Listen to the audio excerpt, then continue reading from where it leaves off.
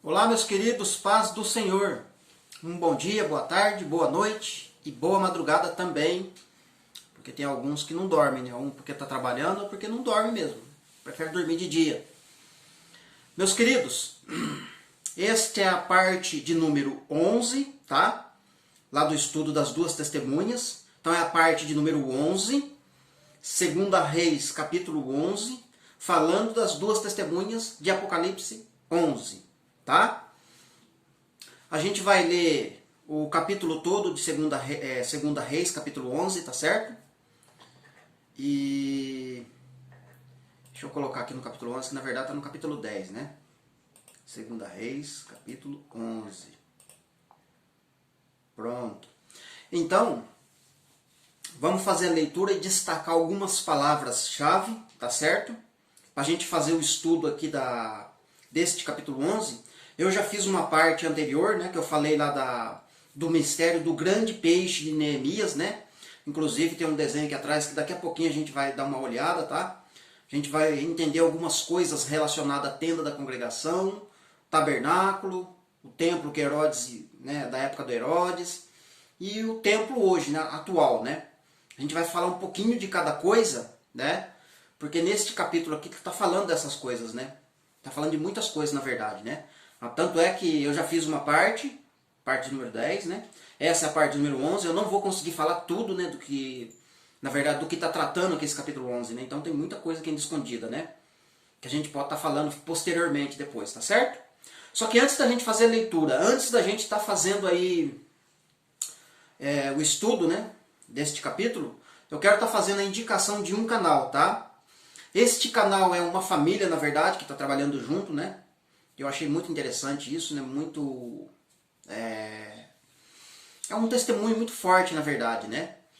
Porque é a esposa, o marido e o filho, né? Eles moram os três, né? Um garoto aí de 15, 16 anos de idade, né? É o Rafael.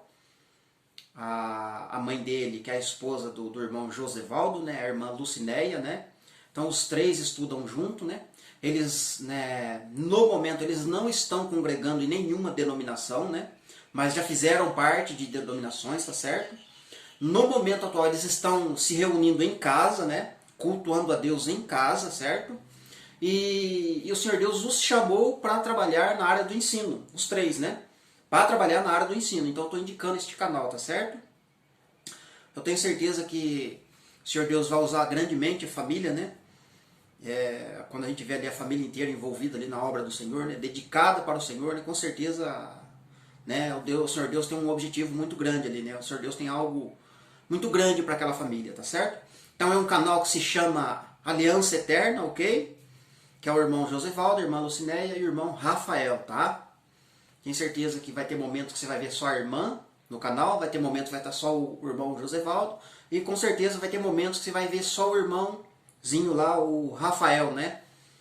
Gravando algum vídeo, algum estudo da palavra, porque os três realmente estão nessa pegada aí, tá certo, meus queridos? Então vai lá, se inscreva no canal, dá uma força, né, para a divulgação da palavra, né? Nem é porque são conhecidos meus, que a gente tem bastante contato, né? Que a gente conversa muito, porque eu estou puxando uma sardinha, e não isso, né? E sim por causa da divulgação do Evangelho, entende? Dessa palavra que a gente tem falando, né, já há algum tempo, né? Que a gente precisa atingir outros lugares, né? Explorar outras áreas, tá certo? Através da divulgação. Amém, meus queridos? Vamos para a leitura. Então vamos lá, né? Vendo a Atalia, mãe de Acasias, que seu filho era morto, levantou-se e destruiu toda a descendência real. Então aqui a gente já vê a figura de Jezebel, né? Ou a figura daquela mulher lá de Apocalipse 17 e 18, né? A meretriz. Que ela vai fazer o que? Ela vai tentar não, ela vai matar toda a linhagem real, né? Vai matar profetas, vai matar santos, todo aquele que estiver envolvido com o nome de Cristo, né? Isto é, no cristianismo literal, né? Vai sofrer perseguição. E ela vai matar muito. No caso aqui, ela matou muitos, né? Muitos homens, né? Muitos homens ela matou, mas na verdade ela matava criança. Por quê? Porque quando nasce o primogênito da linhagem real, aquela criança, né? Ela vai ser o futuro rei, né? É o futuro rei da nação, ou da região ali, né? Então ela fez o quê? Ela mandou matar tudo, certo? Só que tem uma mulher por nome, né, Joseba, né? Que é filha do rei Jorão e irmã de Acasias, né? Eu vou ler o verso 2, na verdade, que fica mais fácil o entendimento, né? Mas Joseba, filha do rei Jorão e irmã de Acasias, tomou a Joás, filho de Acasias, e o furtou dentre os filhos do rei, os quais, né, matavam, né? Então ela matava. E o pôs a ele a sua ama numa câmara interior, e assim o esconderam de Atalia, e não foi morto, né? Então a mesma coisa que aconteceu com Moisés, né? Moisés foi escondido, né? A mãe colocou ele no cestinho lá no Nilo, teve toda aquela história e ele teve a sua vida livrada, né? Mas muitas crianças na época de Moisés morreu. No nascimento de Jesus é a mesma coisa, né? Jesus, né, teve o livramento, né? Foi para o Egito, né? Se escondeu. E aí muitas crianças na época ali do nascimento de Jesus morreram, né? Porque o dragão quer matar a linhagem real, né? Essa é a história que está sendo contada aqui, né? E lá em Apocalipse 12 é a mesma coisa, entende? O dragão está perseguindo a mulher grávida, que vai dar a luz, né? Aqui no caso a mulher já deu a luz, né? E aqui o dragão já estava caçando, né? A Atalia já estava caçando a linhagem real, estava matando tudo. Porque ela queria reinar, né? Ela tinha ali o intuito de reinar só ela não queria que tivesse outra descendência, né? Então ela vai eliminando. Aquela mulher da Apocalipse 12 vai acontecer a mesma coisa, né? É a mesma coisa que está acontecendo lá, né? Vamos lá, verso 3. Joseba o teve escondido na casa do Senhor 6 anos. Então veja, observe a expressão, na casa do Senhor, né? Então nesse contexto aqui de 2 Reis, né? Aquele templo, por exemplo, de Ageu ainda não foi levantado, não foi erigido ainda, entende? Mas aqui Deus já está falando de casa, entende? Poderia, né, usar o termo aqui, ó. Joseba o teve escondido no templo do Senhor, ou no tabernáculo, né, atrás da cortina do tabernáculo, sei lá. O fato é que ela escondeu na casa do Senhor, né, entende? E aqui na lousa a gente vai ver daqui a pouquinho, né? Os nomes que o Senhor Deus foi usando ao longo do tempo, né? Para falar da morada dele, né?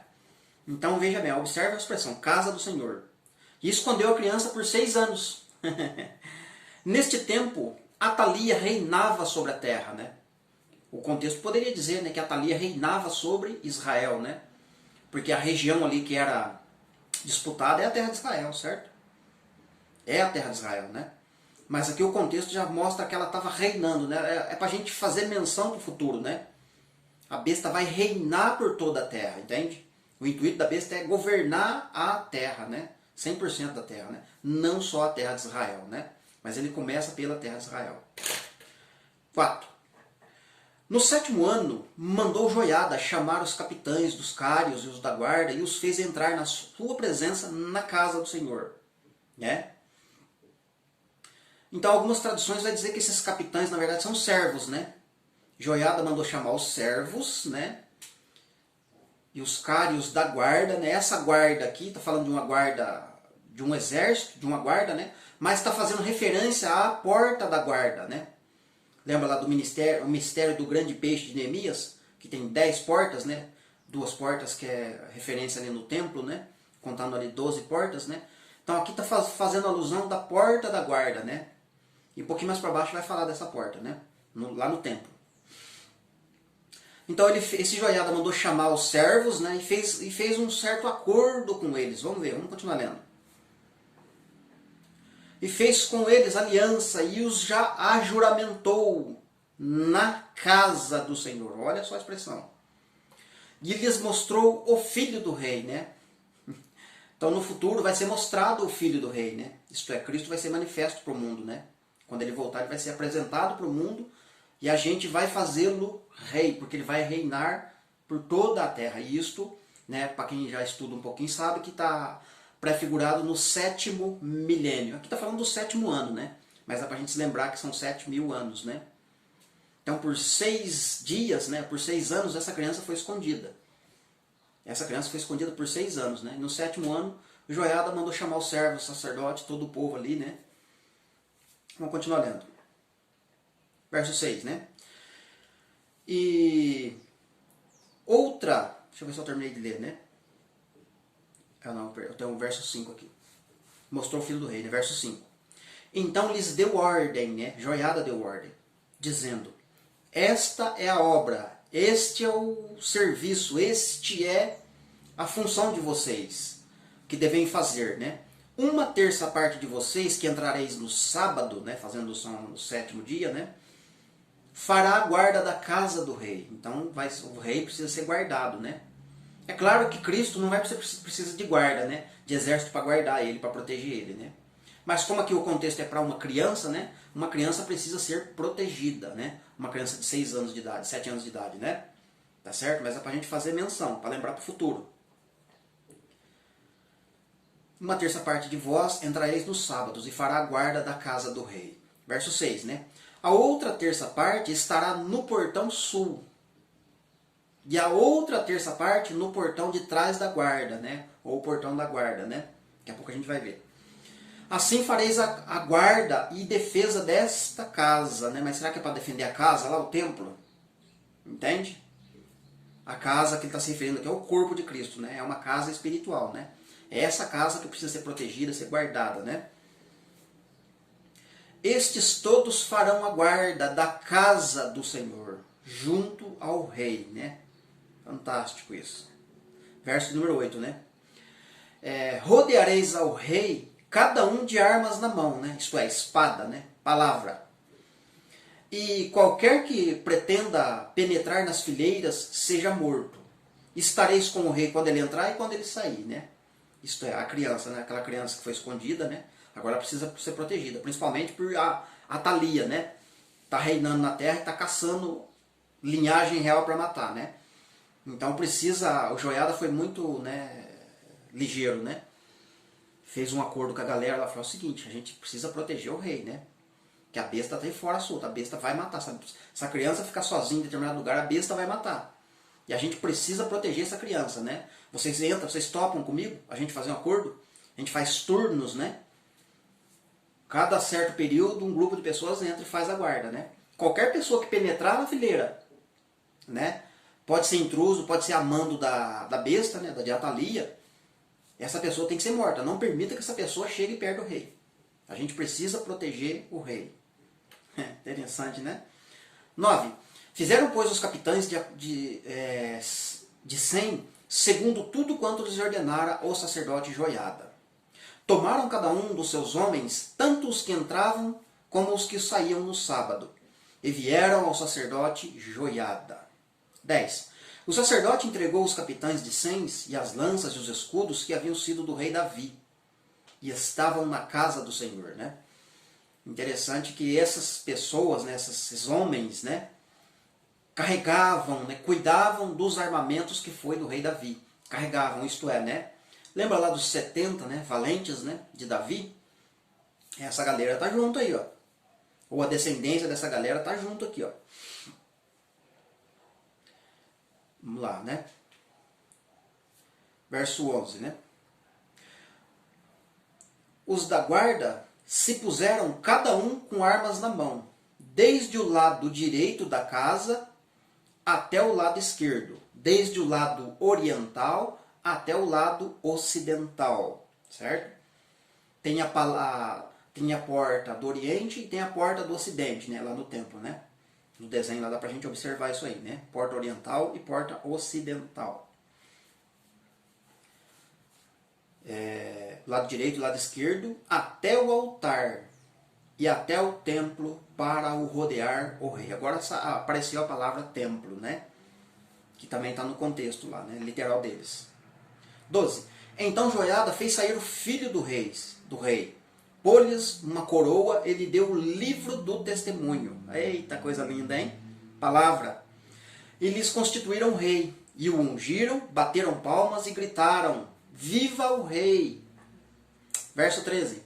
Ouvindo Atalia o clamor dos da guarda e o povo, veio para onde se achava na casa do Senhor, né? Então essa expressão aqui no verso 13, que Atalia ouviu o clamor dos guarda, em outras traduções vai dizer que os povos, né? Mas mais para baixo vai falar também, né? Que ela ouviu o toque de trombetas, né? Atalia ouviu o toque de trombetas, porque o rei estava chegando, eles iam colocar a coroa na cabeça dele, o povo batia palma, o povo se alegrava, festejava porque o rei vai ter vida eterna, né? Viva o rei. viva uma vida eterna, porque ele é eterno, então ela vai ouvir o toque de trombetas, né? Verso 14. Olhou e eis que o rei estava junto à coluna. Por exemplo, ele estava aqui perto da coluna do templo, literal e físico e terreno. Mas lá no Apocalipse, Jesus vai prometer para nós, né? Aquele que for firme, que guardar a minha aliança, não temer, ficar firme até o fim, eu o farei coluna do templo do meu Deus, né? Ou algo semelhante assim. Estou tentando te lembrar aí que está fazendo alusão lá com o Apocalipse, né? Segundo o costume. E os capitães, os tocadores de trombetas, junto ao rei, e todo o povo da terra se alegrava, e se tocavam trombetas. Então Atalia rasgou seus vestidos e clamou, traição, traição, né? É o momento ali lá de Apocalipse 18, né? Que a prostituta se vê em aperto, né? Ela percebe que foi traída, que foi enganada, e que agora ela vai ser destruída, né? E ela foge, né? Assim como Jezebel fugiu, foi morta lá nos campos de Efraim, né? Lá no contexto literal, e os cachorros comeram sua carne, né? Suas carnes. 15. Porém, o sacerdote Joiada deu ordens aos capitães que comandavam as tropas, e lhes disse: fazei-a sair por entre as fileiras, isto é, tira ela desta região. Ela não pode ficar aqui no templo, né? Ou na casa do Senhor. Se alguém a seguir, matai-o à espada. Ou seja, se alguém tentar proteger essa mulher, mate essa pessoa à espada. Porque o sacerdote tinha dito, não a matem na casa do Senhor, né? Não a matem no templo. Não matem ela ali no corpo de Cristo, né? 16, né? Lançaram a mão dela e ela pelo caminho da entrada dos cavalos, porta dos cavalos, lembra? Do ladinho da porta das ovelhas, né? Foi à casa do rei, onde a mataram. 17. Joiada fez aliança entre o Senhor e o rei e o povo, para serem eles o povo do Senhor, como também entre o rei e o povo, né? Como milênio isso aqui, né? 18. Então todo o povo da terra entrou na casa de Baal, né? Ou seja, lá da prostituta, da Babilônia, e a derribaram, despedaçaram seus altares, as suas imagens, e a Matã, sacerdote de Baal, né? Aqui o falso profeta. Mataram perante os altares, então os sacerdotes pôs guarda sobre a casa do Senhor. Coisa linda, né? 19. Tomou os capitães dos cários, né, isto é, os servos, os da guarda e todo o povo da terra, e todos estes conduziram da casa do Senhor o rei. E pelo caminho da porta da guarda vieram à casa real. E Joás sentou-se no trono dos reis. Joás sentou-se no trono dos reis. Isto é, todos os reis da terra foram destronados. E o nosso rei se assentou no trono. Coisa linda. 20. Alegrou-se todo o povo da terra, e a cidade ficou tranquila depois que mataram a Atalia. Isto é, depois que a prostituta morre, depois que a besta é lançada no fogo, né? A terra fica tranquila e calminha. Junto à casa do rei, né? Mataram a Atalia a espada junto à casa do rei. E era Joás, né, o verso 21 e o último do capítulo, né? E era Joás da idade de 7 anos quando começou a reinar, ou quando o fizeram rei, né? Ou seja, parece uma piada, né? Uma criança de 7 anos começando a reinar, né? É óbvio que está falando aqui de tempos futuros, né? Tempos vindouros, né? Do Senhor Deus, né? Não que isso não tenha acontecido no literal, né? Por conta de que se esse jovem, essa criança, tinha sangue da linhagem real, ele tinha que ser rei, né? Então foi colocado com 7 anos, né? Começa a reinar. Claro que tinha pessoas adultas acompanhando, né? Talvez ali buzinando, aconselhando essa criança. Mas é para a gente se lembrar de 7.000 anos, né? Era da idade de 7.000 anos a terra, quando o nosso rei Jesus Cristo começou a reinar. Correto? Agora a gente vai entrar para a lousa, tá certo? A gente vai dar continuidade no estudo aqui da lousa, tá? E a gente vai falar de mais coisas aqui relacionadas a esse momento aqui. E também do nosso tempo, para o nosso futuro e também do passado, tá? Tenho certeza que o Senhor Deus vai te abençoar com esses desenhos, com esses rabiscos aqui que eu tentei fazer, tá? Para explicar algumas coisas relacionadas a esse contexto aqui, beleza, queridos? Vamos para lá então. Queridos, aqui então agora a gente vai dar sequência, vai dar seguimento aqui agora através da lousa, tá? Ainda estamos no capítulo 11, de Segunda Reis, tá certo? Para estar falando aí das duas testemunhas, né? Claro que não vai ser aquele contexto, né, lá de Apocalipse 11, né? Mas a gente vai entender algumas coisas que vai fazer com que a gente tenha um entendimento melhor sobre o Apocalipse 11, tá? Então tem muitas coisas que a gente precisa entender. Então eu deixei aqui a lousa dividida em 4 partes, tá? Então você vai ter aqui a primeira parte, que a gente vai falar da tenda da congregação, tá certo? Depois a gente vai falar, né, do tabernáculo, tá certo? O tabernáculo que Moisés fez, né? Que o Senhor Deus mandou fazer, claro, né? A gente vai ter neste tabernáculo aqui, né, um ponto interessante para a gente falar, que vai estar falando do norte, do oriente, vai estar falando do sul e do, aliás, ocidente, né, e oriente, tá? Então é norte, ocidente, sul e oriente, ok? E a gente vai estar falando aqui dos 4 seres viventes, né? Bem resumidamente, claro, né? A gente vai ver isso aí aqui no tabernáculo, tá?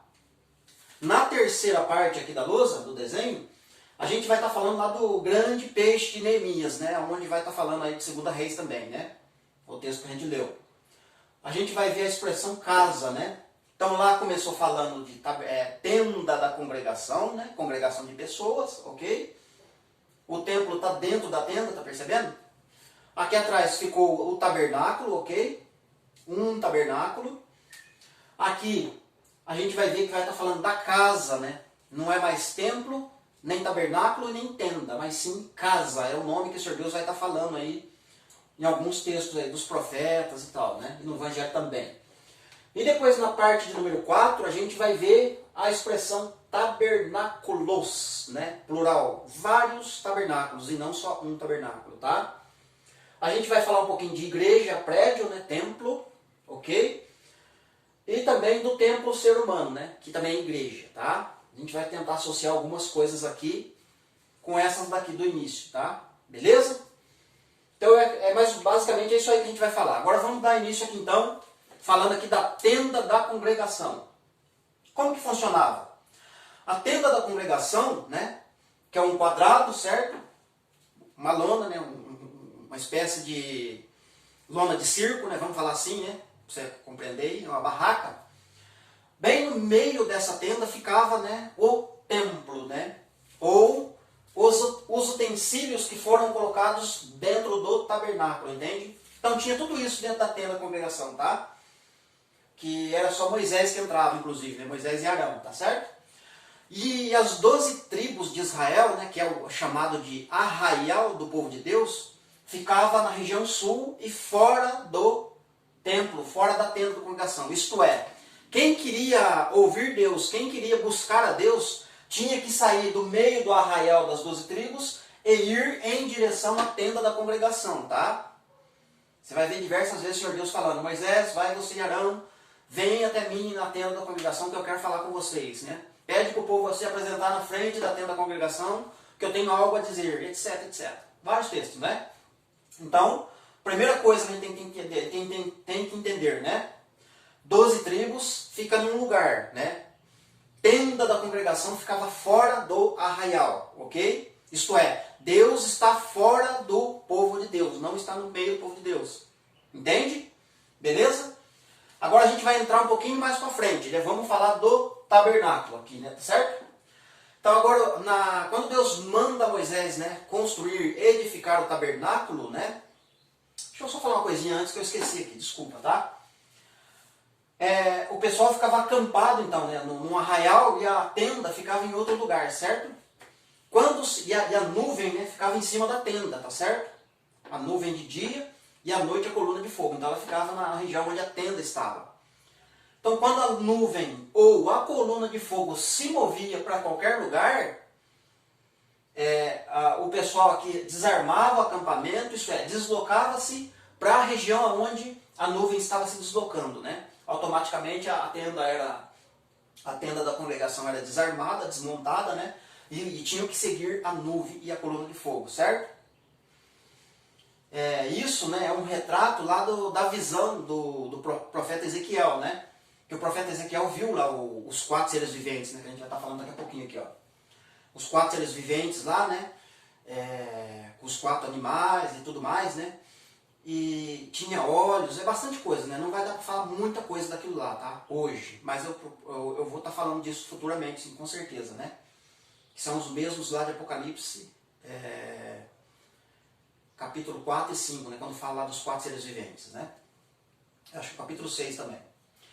Então, é a mesma visão que Ezequiel teve, né?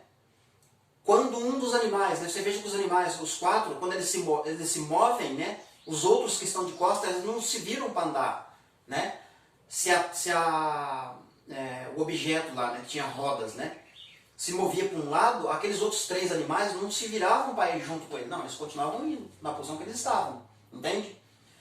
Então, a galera que está olhando para o sul, se o que está no norte partiu para o norte, a que está no sul é como se ela estivesse indo de ré, entende? Para acompanhar quem está indo para o norte. Se está indo para o oriente, quem está no ocidente vai acompanhar quem está indo para o oriente, entende? Por quê? Porque é um objeto grande que se move junto. Ele não se desgruda, não se movimenta assim, entende? É um quadrado. Futuramente a gente vai falar bastante disso aí. As rodas, né, que Ezequiel viu, né? Aquelas rodas, né, que eram semelhante de bronze, tem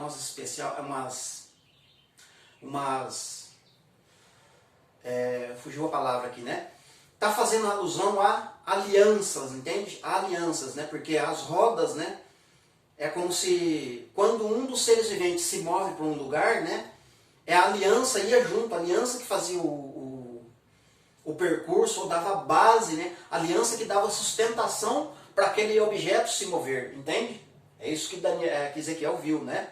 Entende? Então está falando das alianças, está falando dos 4 seres viventes, isto é, está falando da totalidade do povo de Deus que estão sendo conduzidos por alianças, tá? E os olhos, né? Está falando lá dos 7 Espíritos de Deus, 7 igrejas, né? Muitas coisas, né? Zacarias, né, fala da pedra de 7 olhos, né? 7 cores, né? É a totalidade do povo de Deus, entende? Os 4 seres viventes, tá? Mais para frente a gente vai falar de maneira mais resumida e mais clara. Agora não dá, porque eu tenho muitas informações para passar aqui, né? Aí não vai estar dando para a gente falar.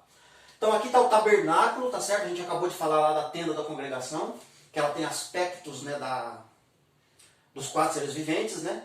Mas não está claro lá, tá certo? Mas a deslocação é semelhante à visão que o profeta Ezequiel teve.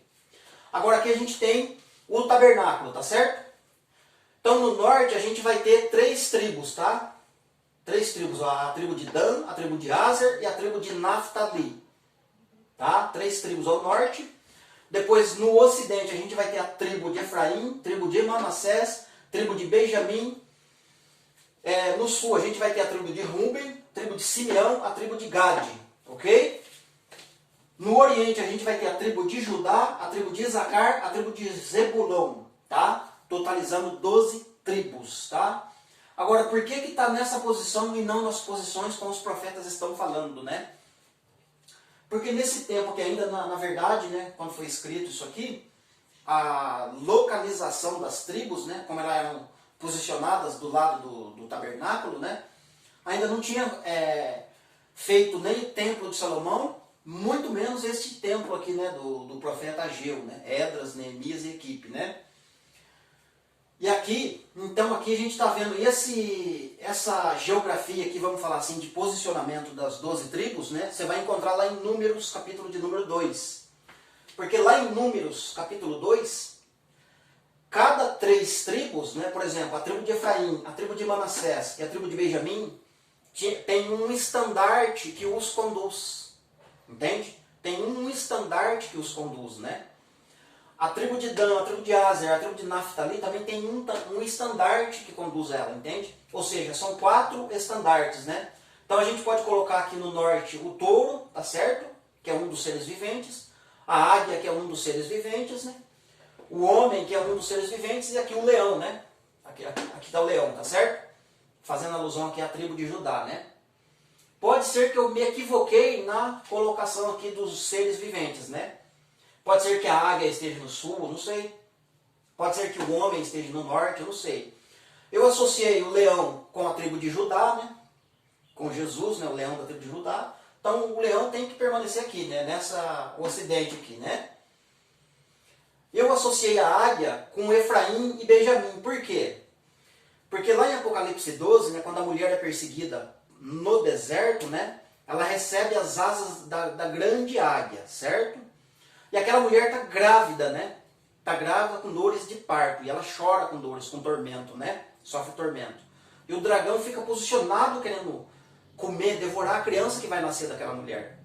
Só que, se a gente pensar que a criança que está no ventre daquela mulher for Cristo, né? Espiritualmente falando, não cabe ali naquele contexto, né? Por exemplo, Cristo nasce da mulher, beleza. E aí Cristo é assunto ao céu, né? Porque o texto vai estar falando, né? E como é que o dragão vai perseguir a mulher se Cristo já veio, né? Se ele já nasceu naquela mulher? Porque o contexto de Apocalipse 12 é tempo do fim, né? Certo? Então não tem como, né, a mulher ser perseguida depois que Cristo voltar. Isto é, Cristo está sendo gerado em mim e em você, né?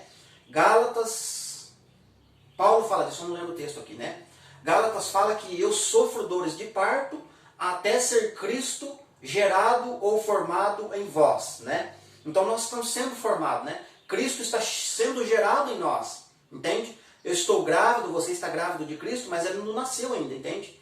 Vai chegar um momento que ele vai nascer. Quando chegar esse momento, a gente vai atingir a varonilidade, né? A plenitude de Cristo em nós, entende? Vai ser esse momento que Cristo nasce, entende? Espiritualmente, entende? Mas aquela gravidez fala lá de Maria mais especificamente, né? Porque foi ela que deu a luz ao varão. Que ela foi para o deserto, para o Egito, fugiu. E quando ela foge para o Egito, o que acontece? Herodes e equipe perseguem as crianças, mata todas as crianças da idade de 2 anos para baixo. Entende? Mas Cristo permanece vivo, porque ele foi escondido. Assim como o garoto lá, né? Joás, né? Foi escondido na casa do Senhor, né? Foi escondido ali para o dragão, né? Para Atalia não atacar o menino, não matar o menino. Então, Jesus fica vivo, mas as outras crianças todas morrem. Mas um pouquinho mais para frente, no capítulo 2, né, da história, né, do contexto dos evangelhos, vai falar que Raquel está chorando, né? Houve-se um grande pranto em Ramá. Era Raquel chorando por seus filhos, né? Agora, como que Raquel vai chorar por seus filhos se ela morreu, né, no parto de Benjamim? Entende? Se ela morreu dando a luz a Benjamim, ela não viu nem Benjamim e nem José, que é seu filho, né? Porque Raquel teve José primeiro e depois teve Benjamim. Só que ela morreu. Ela não viu nem José e nem Benjamim morrer. Mas o texto está dizendo que ela está chorando por seus filhos, né? Jeremias 31 também vai falar disso. Então é óbvio que são mulheres que vão chorar por causa dos seus filhos no futuro. Entende? Então a mulher grávida de Apocalipse 12, né? Tem um pouco a ver com Raquel, certo? E Raquel teve quem? Teve Benjamim, né? Quando ela morreu. Mas ela teve José, que é o pai de Efraim. Então eu associei a águia lá de Apocalipse 12 com Efraim e Benjamim. E Manassés também, né? Que é filho de José. Por isso eu associei esses dois, entende? O leão e a águia. Então, para mim, está um pouco coerente, né? Pode ser que eu esteja equivocado, não sei. Pode ser, vamos ver, né? O touro, né? Eu associei aqui com a tribo de Dan, Naftali e Aser, né? Agora eu não me lembro por que eu associei aqui eles, né? Agora eu não consigo lembrar, né? E aqui embaixo no sul eu associei com os homens, né? Que o ser vivente tem aspectos de um homem, né? O rosto de um homem, né? Ruben, Simeão e Gade, né? Tá? Também não me lembro por que eu associei esses dois aqui, agora eu não consigo lembrar, né? Mas vamos nos ater aqui para outras informações, tá? Aqui você tem o tabernáculo, certo? O quadrado aqui, beleza? Quadradinho, ok. Aqui a gente tem a entrada, né? Só tem essa entrada, inclusive, para o tabernáculo, né? No lado sul, entende? Assim como a galera ia para a tenda da congregação, eles entravam para o sul, né? Se posicionavam no sul, na frente da tenda da congregação.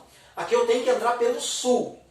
Quando o sacerdote, né, o sumo sacerdote entra pelo portão sul, o primeiro objeto que ele vai encontrar já no caminho, ou obstáculo, é o altar do sacrifício.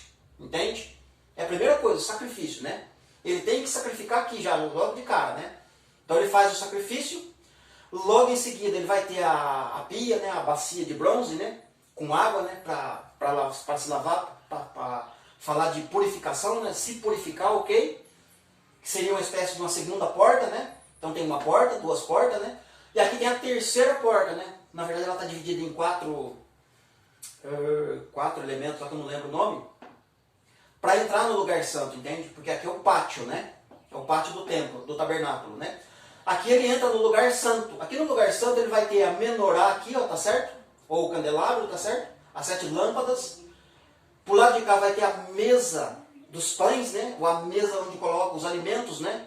Trigo, azeite, uva,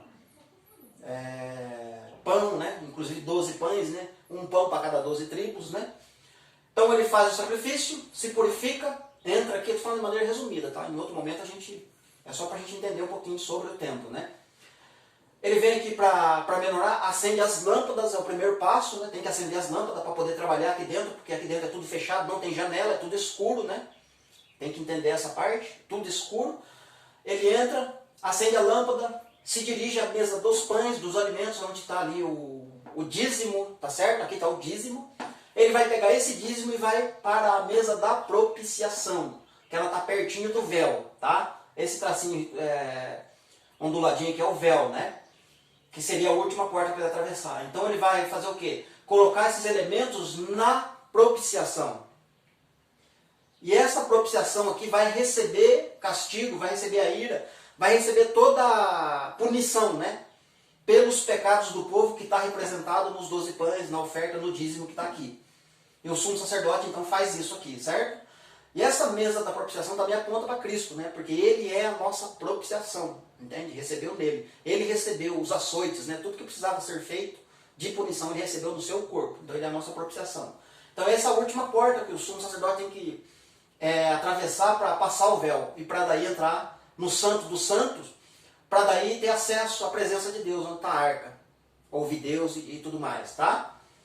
Então tem todo um rito para o sumo sacerdote atravessar, certo? Para chegar até a presença de Deus, depois sair e dar a mensagem para o povo, alimentar o povo, né?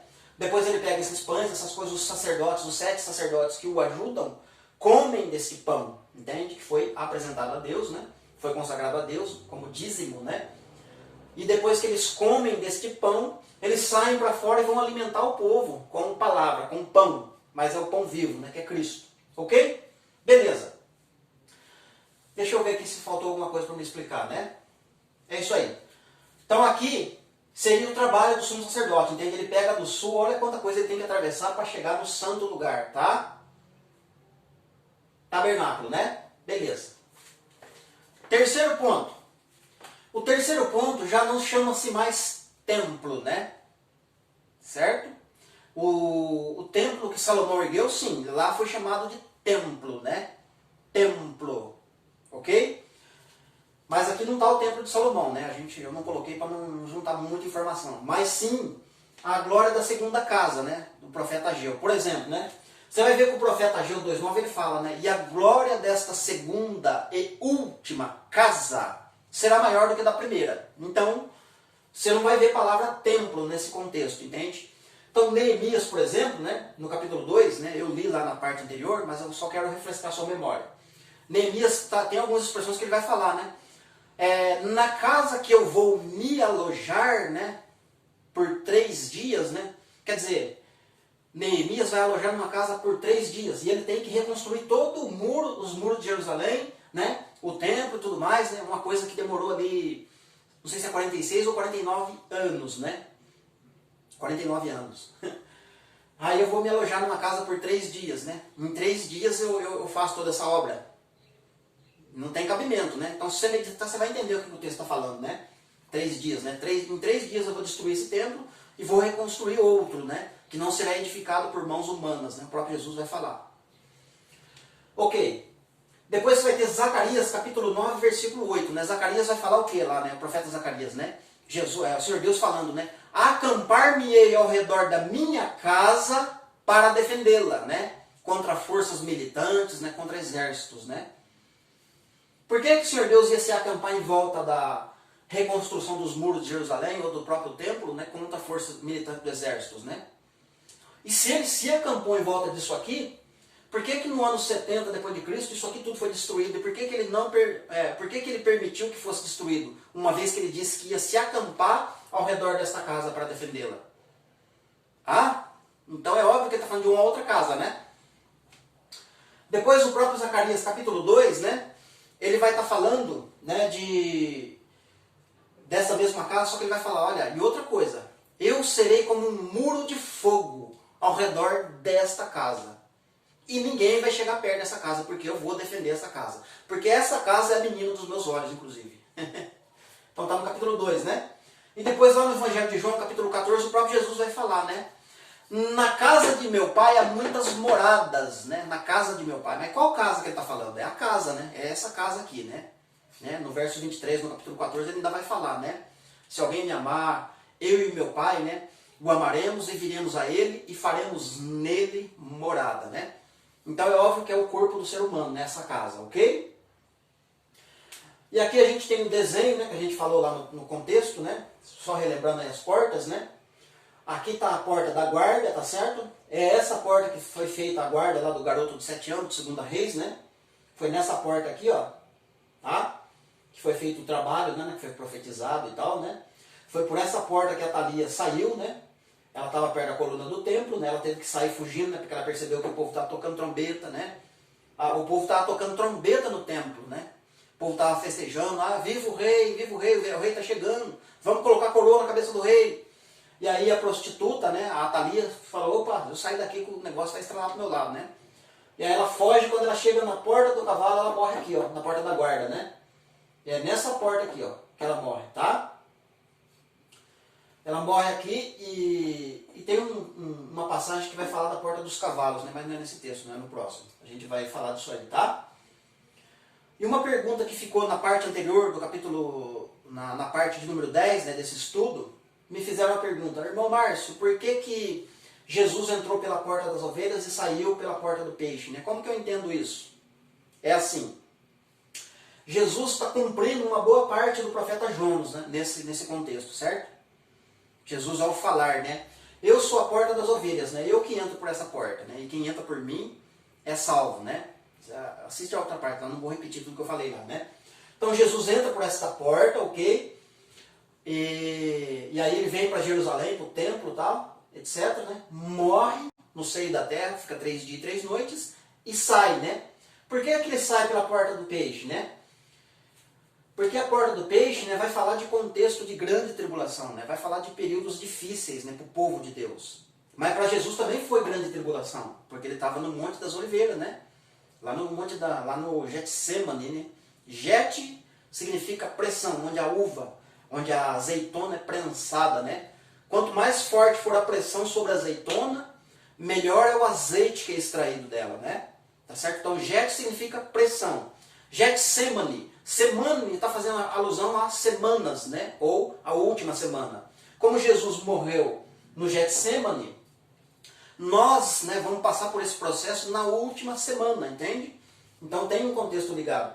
Então, para a gente entender como que foi esse processo, Jonas foi engolido por um peixe, né? Então, se você imaginar que isso aqui é um peixe, é um desenho, né? Ou pelo menos parece o formato de um peixe, né? Jonas entrou pela boca do peixe, veio até o ventre do peixe, ficou 3 dias e 3 noites e saiu pela boca do peixe, certo? Jonas, né? E Jesus vem para cumprir, só que Jesus não entra pela porta do peixe, Jesus entra pela porta das ovelhas, né? Então Jesus entra por aqui, ok? Mas para ressuscitar, para renascer, para aparecer de novo, ele vai ser saído da boca do peixe, porque essa figura também representa, né, a cidade de Jerusalém, né? Como está o desenho aí, o formato, né, do projeto. Então é como se Jesus estivesse no seio da terra por 3 dias e 3 noites. Ele entrou por aqui, mas foi cuspido pela boca do peixe, cumprindo o profeta Jonas. Eu não sei se eu fiz você entender, né? Então foi essa a intenção, esse entendimento que eu tive, né? Ligando aí com o profeta Jonas, com 3 dias e 3 noites, né? O único milagre que eu vou mostrar para vocês é o sinal do profeta Jonas, né? Ainda que vocês queiram um milagre, eu não vou fazer milagre para vocês, né? Muito bem. Então tá aqui o desenho, né? Espero que ficou um pouco, que você tenha entendido, né? Que a intenção é que você entenda e não que fique confuso, né? E a quarta parte, né? Que eu deixei aqui um desenho, deixa eu me deslocar aqui, para não atrapalhar também, né? Que a gente vai falar dos tabernáculos, plural, né? Aqui você tem um tabernáculo, né? Moisés recebeu o desenho, o projeto para fazer um tabernáculo, que este tabernáculo apontam para Cristo, né? Todas as coisas do tabernáculo convergem em Cristo. Do tabernáculo, é claro que vai passar pelo processo do templo, né? Ele é o templo, né? Destrói este templo, que eu vou reconstruir outro, que não será edificado por mãos de seres humanos, né? Isso vai ser num processo de 3 dias, né? Vai estar falando do próprio corpo dele, o corpo de Cristo, né? O próprio templo, o verdadeiro templo, né? Então, Jesus é o tabernáculo, certo? Só que o projeto do Senhor Deus é fazer vários tabernáculos. Por isso que, né, existe a festa dos tabernáculos, e ela é a última, né? A festa dos tabernáculos, isto é, vai ter vários tabernáculos festejando, né? Entende? Assim como Cristo foi o primeiro, o primogênito entre os mortos, mas a ideia do Senhor Deus é fazer vários irmãos, né? Várias pessoas sendo como primogênitos junto com Cristo. Vários filhos, vários irmãos, né? Na linhagem de Cristo, tá? A mesma coisa. Então vamos lá. Então vários tabernáculos, né? Aqui está um grupo de pessoas, seres humanos, que é o verdadeiro templo, a verdadeira morada e a verdadeira casa de Deus, tá? E essa galera é o verdadeiro templo, né? E existe a igreja, né? Eu desenhei uma igreja aqui, mais ou menos, né? Tem vários modelos de igreja, tá certo? Lembrando que igreja, né? Prédio, é uma imitação do templo, certo? O homem tentou imitar o templo de Herodes, né? O último que teve, que era a última. Deus falou, essa é a última casa, né? É a segunda e última, não vai ter outra. Mas os homens ainda querem imitar. Então o que tem uma igreja? Uma igreja vai ter uma entrada, certo? Logo quando você entra, você vai ter um corredor e dos lados vai ter as cadeiras, né? Para as pessoas se sentarem, né? Algumas igrejas vai ter o banheiro aqui no fundo, ó, para não constranger, para ninguém ficar olhando quem vai no banheiro. Então o banheiro normalmente fica aqui no fundo, ó, tá vendo? Banheiro, certo? Você entra pelo corredor, vai ter um espaço vago na frente, né? Para algum evento, para alguma apresentação e tal, né? Beleza. Aí aqui vai ter a entrada para a chegada no púlpito, né? Que é o famoso altar, né? Aqui é o altar, no centro vai estar o púlpito, tá? Lugar santo, lugar sagrado. Não pode sentar nem mosca. Aqui vai ter um grupo, talvez, de louvor. E do lado de cá vai estar os anciãos, os presidentes,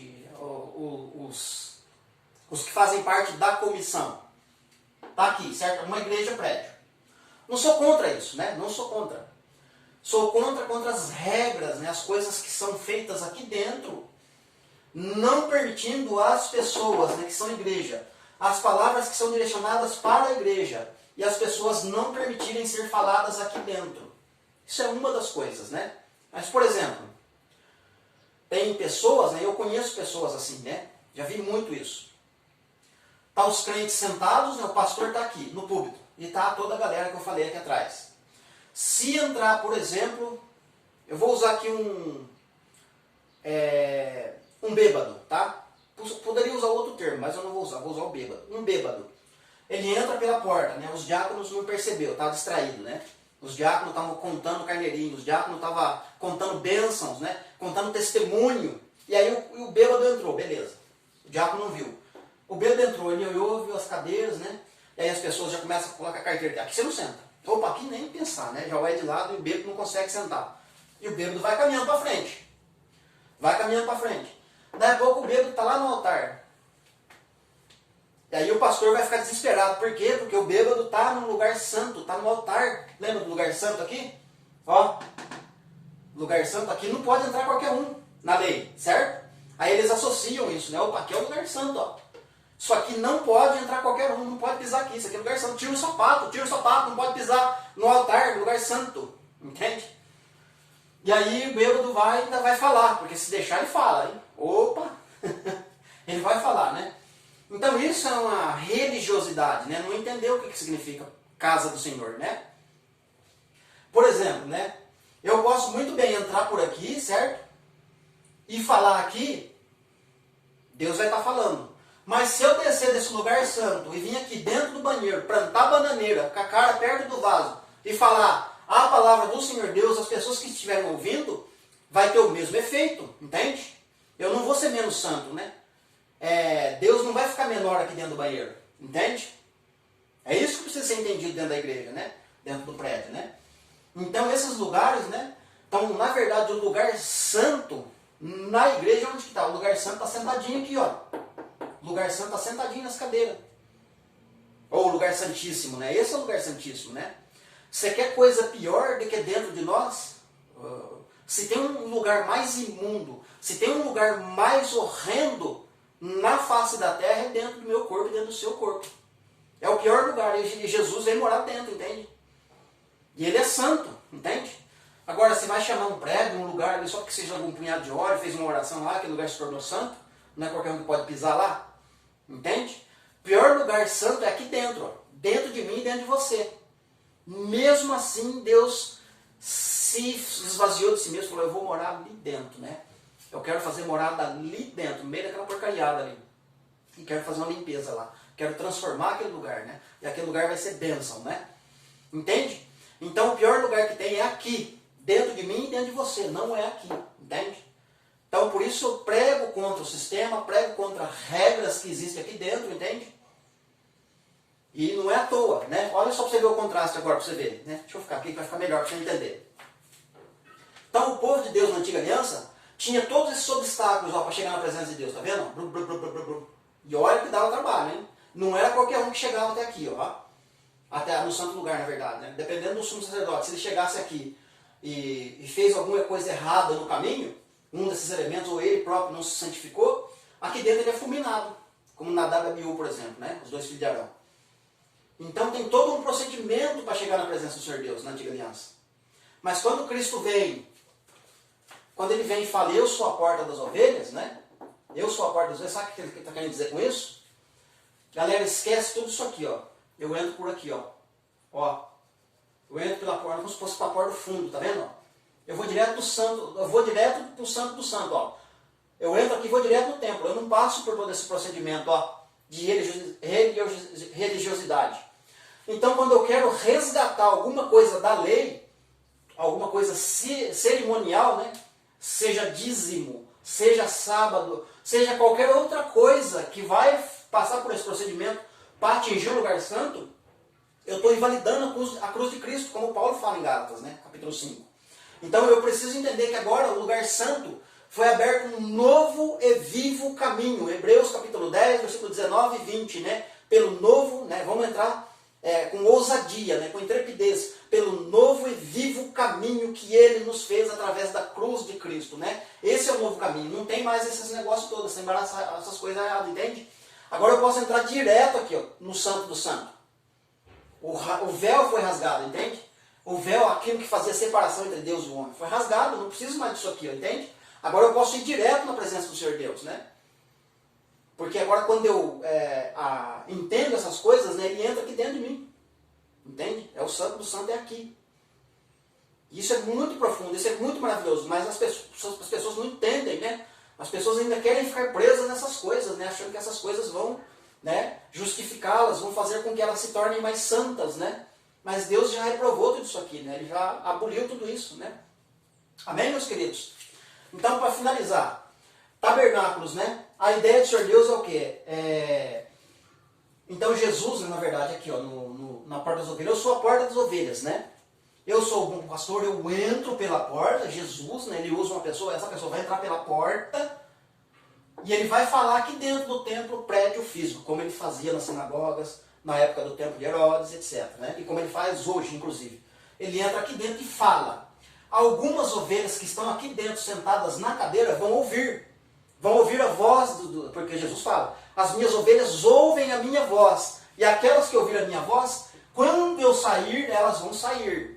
E quando elas saírem, vão encontrar pastagem. Porque nessa igreja aqui, ó, há comunicação, liberdade, há liberdade de comunicação. Essa igreja que conversa, ela consegue falar com liberdade.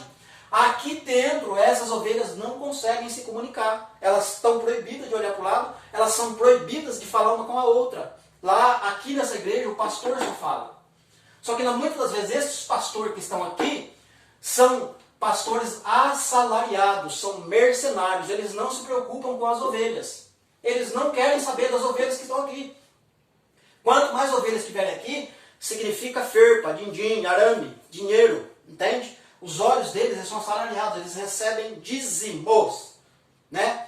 Porque para eles o importante é o que está entrando, né, em dinheiro, né? Não importa a quantidade, o número de pessoas, né, que está sendo salvo, né? Eles não se preocupam com salvação.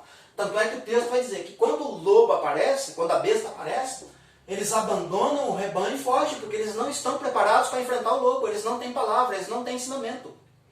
Entende? E por não ter ensinamento, não ter palavra, eles aprisionam o povo. Com regras, dízimos. É tanta coisa que eles aprisionam que não pode ir na igreja fulano. Não pode escutar tal pessoa. Cuidado com a internet, porque tem pessoas falando coisas que não tem nada a ver. Proíbem os ouvidos. Eles acham que eles são donos da igreja. Mas a igreja não tem dono. Eu sou do Senhor Jesus, você é do Senhor Jesus, né? Nós temos um só pastor. Não estou contra a liderança, né? Temos que ter a liderança, mas uma liderança que esteja alinhada com a igreja, com o Senhor Jesus e com aquele que entra pela porta e fala e as ovelhas ouvem. Elas saem, encontram pastagem, né? Elas encontram alimento. E quando elas são alimentadas, elas voltam. Como Jesus voltava, como os apóstolos iam nas sinagogas, frequentavam esses lugares, por quê? Porque tem mais ovelhas lá dentro que precisam ouvir. Então eu não posso abandonar, né, o templo, o prédio, né? Hebreus 10, 24, né? Não devemos abandonar nossas congregações, nosso ajuntamento de pessoas, né? Tenda da congregação. É preciso congregar, mas não preso num espaço físico, entende? Tem que congregar na beira do barranco, debaixo da barraca, debaixo da mangueira, debaixo da jabuticabeira, na horta, na beira do lago, não sei, no deserto, no quintal, na calçada, não sei aonde, mas congregar é ajuntamento de pessoas, ajuntamento solene, né? Falar da palavra do Senhor Deus, né? Não importa o lugar. Isso é congregar. Não deixemos de congregar. Mas não significa não deixar de ir ao prédio, entende? Lá no prédio eu vou para dar instrução. Quando me é me permitido, eu dou instrução e dou instrumento. Quem estiver alinhado com a palavra vai ouvir, vai entender. Quem não está alinhado com a palavra, está arraigado, está de mão dadas com o assalariado, o mercenário, né? Essas pessoas não vão ouvir e vão te expulsar e vão te chicotear na sinagoga. Certo? Meus queridos, eu acho que poderia falar mais, mas eu vou deixar um pouquinho para outro vídeo. Tá certo, meus queridos? Que Deus te abençoe. Desculpe se eu fui um pouco repetitivo em algumas partes, né? Mas eu preciso falar, né? Tem muitas coisas que ficam no nosso coração e fica enquanto a gente não libera, parece que a gente não se sente aliviado, né? Me sinto mais aliviado em estar falando desta forma. Eu consegui falar algumas coisas que eu não falei em outro vídeo. E sendo possível, eu sei que você vai compartilhar esse vídeo, você vai nos ajudar a divulgar esta palavra. Que Deus possa estar abençoando a sua casa, a sua família, seu ministério. Que Deus te dê sabedoria, ousadia, intrepidez no Espírito Santo para anunciar a verdade do Senhor, tá? Sem medo, sem receio, mas sim pensando que aquele, né, que se propõe no coração em fazer a obra do Senhor, né, saiba que o seu trabalho no Senhor não é vão. 1 Coríntios, capítulo 15, versos 53, 54 a seguir. Amém? Que Deus abençoe e até o próximo estudo, permitindo Deus.